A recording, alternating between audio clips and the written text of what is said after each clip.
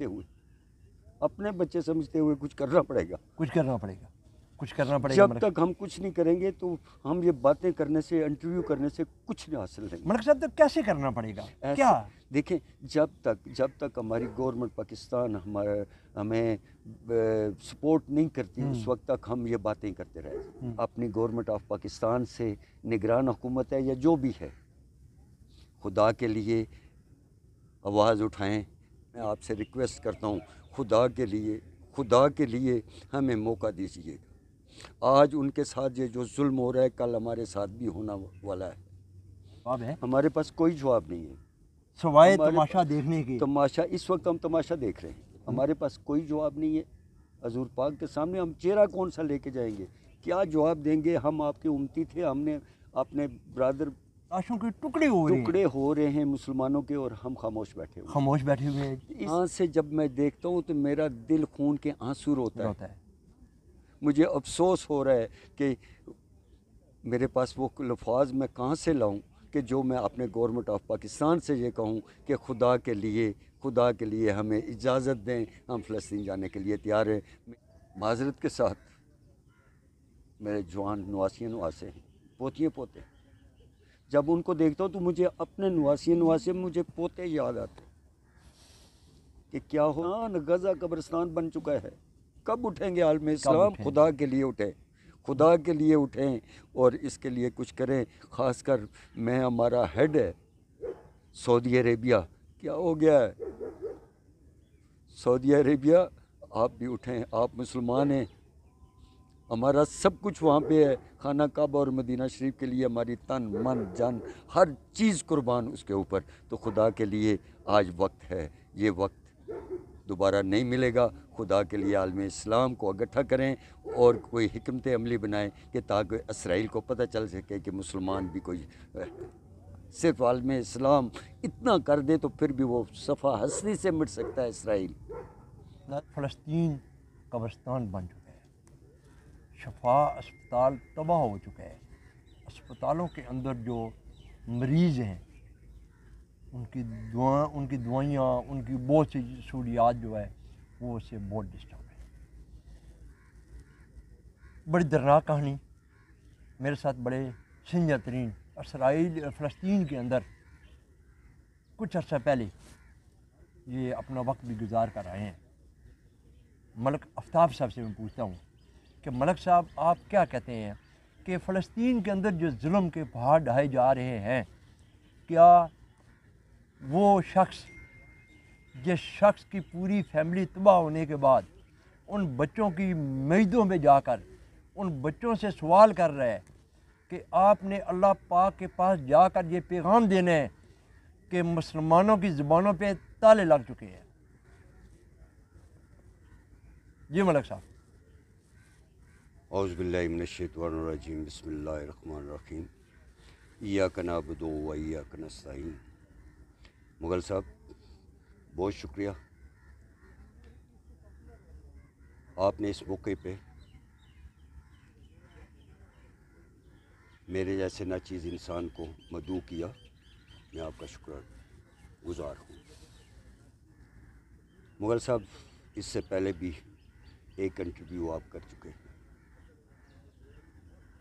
उस वक्त भी इस मौजू पे बात हुई थी, मगर अब हालात काफ़ी चेंज हो चुके हैं, बहुत शिद्दत आ गई। मज़ीद वहाँ पे जुल्म के पहाड़ तोड़े जा रहे हैं। मुगल साहब, मैं अपनी तरफ से, अपने लाइट दी होप ट्रस्ट की तरफ से और पूरे पाकिस्तान की तरफ से भरपूर मजम्मत करता हूँ इस चीज़ की। आज से कुछ दिन पहले, 2 दिन पहले गालिबन, मैंने एक इंटरव्यू सुना इंटरनेशनल मीडिया के ऊपर, जो उस बगैरत इंसान ने, मैं यही कह सकता हूँ, प्राइम मिनिस्टर जो है इसराइल का जी, उसने एक इंटरव्यू दिया। उसने कहा कि पहले नंबर पे ईरान है और दूसरे नंबर पे हमारा टारगेट पाकिस्तान। गालिबन आपने सुना होगा। जी बिल्कुल सुना है। मुगल साहब, मैं आपको क्या बताऊं, दिल के अंदर इतनी چیزیں ہیں، اتنی جذبات ہیں کہ جو میں اپنے آنکھوں سے دیکھی. میں نے وہ ظلم و ستم بھی دیکھے جو صابرہ شتیلہ کے اندر ہوئے لبنان کے اندر. اس وقت میں وہاں پہ موجود تھا. مگر اس وقت کی کہانی کچھ اور تھی، آج کی کہانی کچھ اور ہے. جی اس وقت مغل صاحب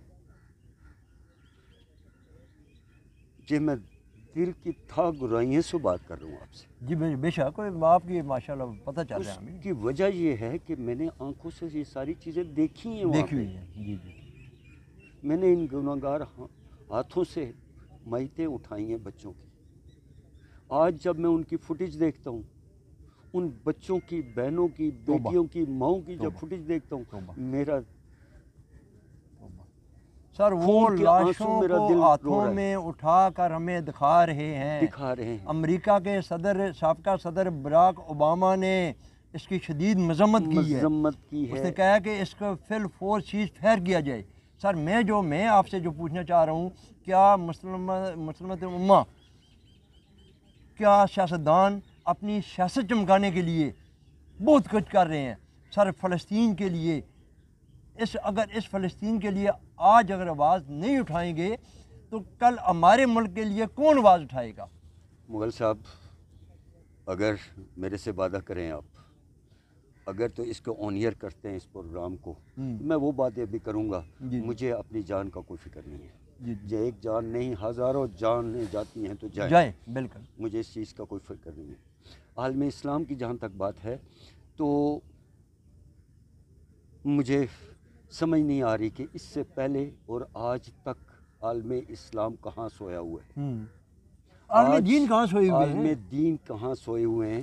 میں اپنے ملک کی ضرور اس میں ہائی لائٹ کروں گا، اپنے ملک کے بارے میں ضرور بات کروں گا کہ ہمارے عالم دین کو کیا ہوا، ہمارے حکمرانوں کو کیا ہوا. ہماری فوج نے، میرے آرمی چیف آف بڑا اچھا اسٹاف سٹینڈ نے لیا تھا، بڑا اچھا سٹینڈ لیا. مگر اب ایک باتوں سے سٹینڈ لینے کا وقت گزر گیا. اگر آج آپ نے دیکھا ہوگا کہ میں ہر ریلی میں شامل ہوں. ایسے ہی بے شک، کوئی شک نہیں. شانہ بشانہ فرنٹ لین پہ ہوں. جی آپ کل بھی تھے بارے میں جو ہر جگہ پہ میں موجود ہوں.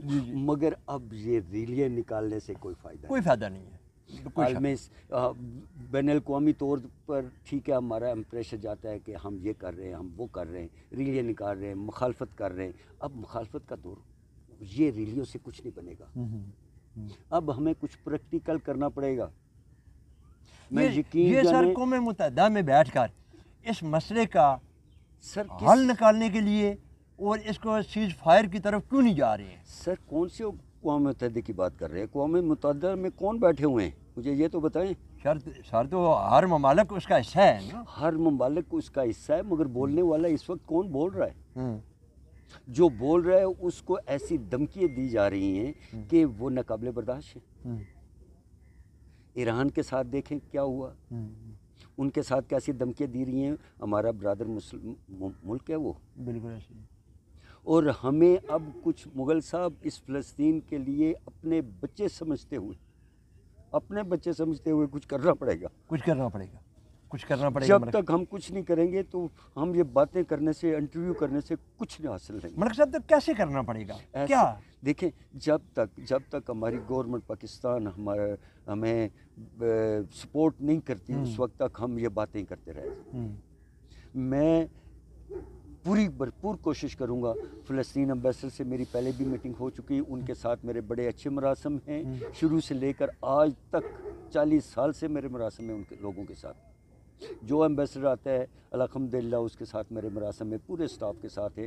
میں ریکویسٹ امبیسڈر آف فلسطین سے بھی کروں گا، احمد ربائی صاحب سے. نہایت شریف آدمی ہیں، بہت اچھے لوگ ہیں، وہ کچھ کرنا چاہتے ہیں. مگر میں ان سے ضرور کہوں گا کہ انڈیویژنل طور پہ میرے لیے کوئی حکم خدمت ہے تو میں فلسطین جانے کے لیے تیار ہوں، اپنی ٹیم کے ساتھ جانے کے لیے تیار ہوں. اور میں اپنی گورنمنٹ آف پاکستان سے، نگران حکومت ہے یا جو بھی ہے، خدا کے لیے آواز اٹھائیں، ان بچوں کے لیے آواز اٹھائیں.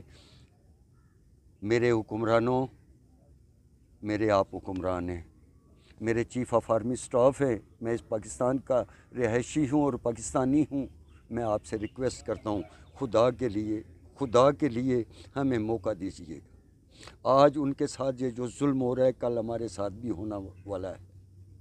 ملک صاحب آج ملک صاحب آپ یہ مجھے بتائیں، آپ روز قیامت والے دن آپ صلی اللہ علیہ وسلم کو کیا جواب دیں گے؟ سر آپ کے پاس کوئی جواب ہے؟ ہمارے پاس کوئی جواب ہے؟ ہمارے پاس کوئی جواب نہیں ہے سوائے تماشا دیکھنے کے۔ تماشا اس وقت ہم تماشا دیکھ رہے ہیں، ہمارے پاس کوئی جواب نہیں ہے۔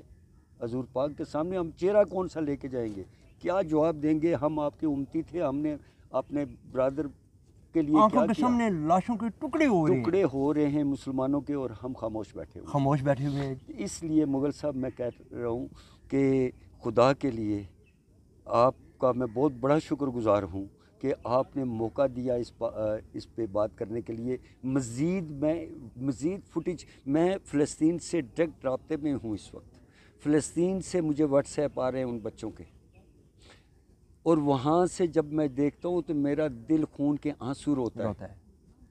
مجھے افسوس ہو رہا ہے کہ میرے پاس وہ الفاظ میں کہاں سے لاؤں کہ جو میں اپنے گورنمنٹ آف پاکستان سے یہ کہوں کہ خدا کے لیے ہمیں اجازت دیں، ہم فلسطین جانے کے لیے تیار ہیں۔ میری ایج 71 سال ہوگی اور ایک ویلفیئر کا ادارہ چلا رہا ہوں، میں پورے ادارے کے ساتھ جانا چاہتا ہوں۔ میرا ادارہ تیار ہے، مجھے مجبور کر رہے ہیں جی کہ آپ کچھ کریں۔ میں کیا کر سکتا ہوں؟ میں جو کر سکتا ہوں میں حاضر ہوں فلسطین کے لیے۔ ملک صاحب اپنے ادارے کے ساتھ جانا چاہ رہے ہیں، لیکن ہماری گورنمنٹ کو، خاص کر انڈیا کو اور اسرائیل کو آنکھیں دکھانی چاہیے، ایسی آنکھیں دکھانی چاہیے کہ ان کو لگ پتہ جائے، کیونکہ وہ ویڈیو ہم اپنے پروگرام میں چلا نہیں سکتے، ہمارے پاس اتنی پرمیشن نہیں ہوتی۔ جب وہ ہم ویڈیو دیکھتے ہیں تو آپ یقین مانیں کہ ہمارا کلیجے جو ہیں نا پاش پاش ہو جاتے ہیں۔